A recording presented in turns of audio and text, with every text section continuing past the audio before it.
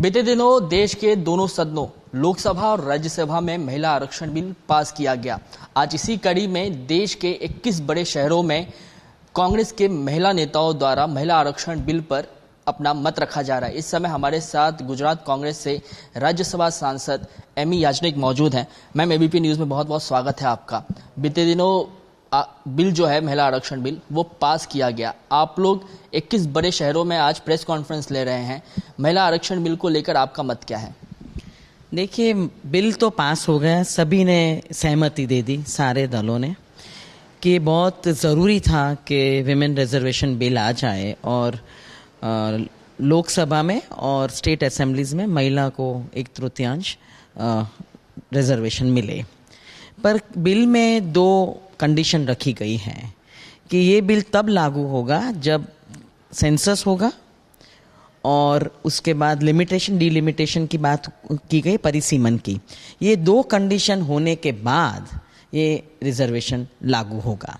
अभी महिला रिजर्वेशन अगर आपको देना है और आपको कानून के तहत अमेंडमेंट, कॉन्स्टिट्यूशनल लाना है अमेंडमेंट, वो आप ले आए, पर ये 2 कंडीशन कब फुलफिल करेंगे?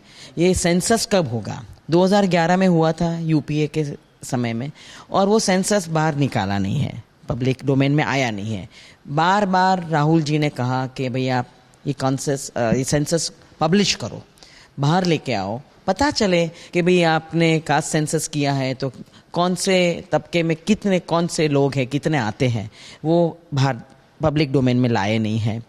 और अब कब करोगे? अभी कर लो, ऐसा बताया राहुल गांधी जी ने, पर उसका भी कोई जवाब नहीं है। और परिसीमन, डिलिमिटेशन कब करोगे? लास्ट कब हुआ था और अब कब करोगे? तो ये जवाब सरकार के पास नहीं है। तो इसका मतलब ये हुआ कि रिजर्वेशन बिल आप लेके तो आए, अमेंडमेंट हो गया कॉन्स्टिट्यूशन में कि 1/3 reservation seats for women in Lok Sabha and state assemblies, पर कब करोगे? जब वो 2 कंडीशन आप करोगे तब उसके बाद ही आप ये लागू कर सकोगे। आप लोगों ने कई सारे बदलाव को लेकर भी सुझाव दिया था, लेकिन वो मानने से इनकार कर दिया गया। क्या लगता है कि सिर्फ पॉलिटिकल एजेंडा है?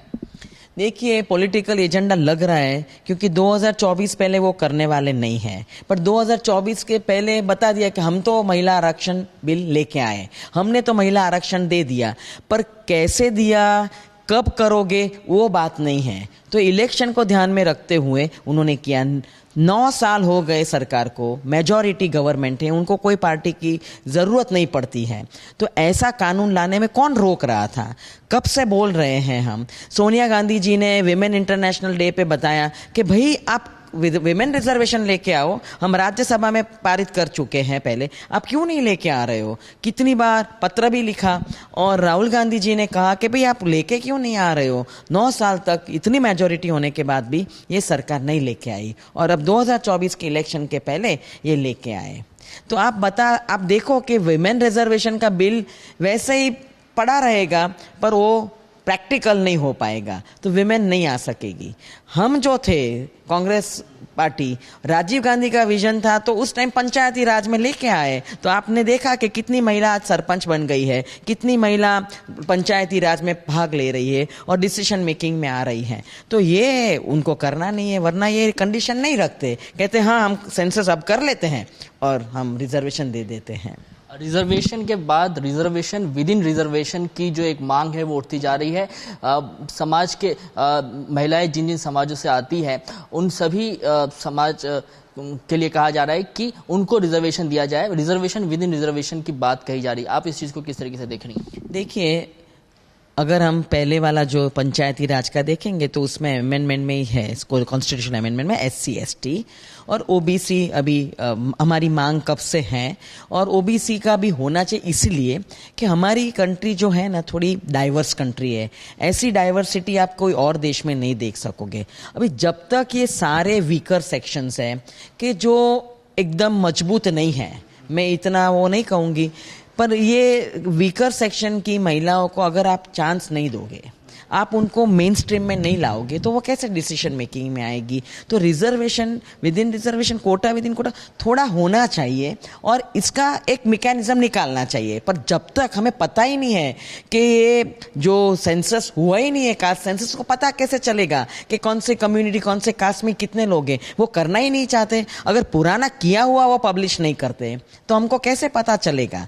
तो ये सारी बातें मैं तो ऐसा थोड़ा आगे जाके सोचती हूँ कि आप इतनी स्कीम्स की बात करते हो, सोशल वेलफेयर स्कीम, तो कौन से तबके को भेज रहे हो। डेटा ही नहीं है तो आप डेटा देना ही नहीं चाहते हो।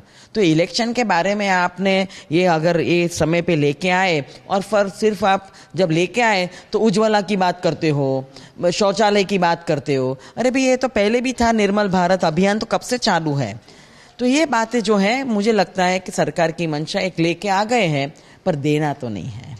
धन्यवाद मैम हमसे बात करने के लिए। तो ये कांग्रेस से आप गुजरात कांग्रेस से राज्यसभा सांसद येमी याज्ञनिक को सुन रहे थे। इनका कहना है कि कांग्रेस ने 33% जो महिलाओं को बीजेपी ने जो 33% महिलाओं को आरक्षण दिया है ये महज एक चुनावी शगुफा है, अंत में होना कुछ नहीं है। कैमरामैन धर्मेंद्र पांडे के साथ कृष्णा ठाकुर, एबीपी न्यूज़, मुंबई।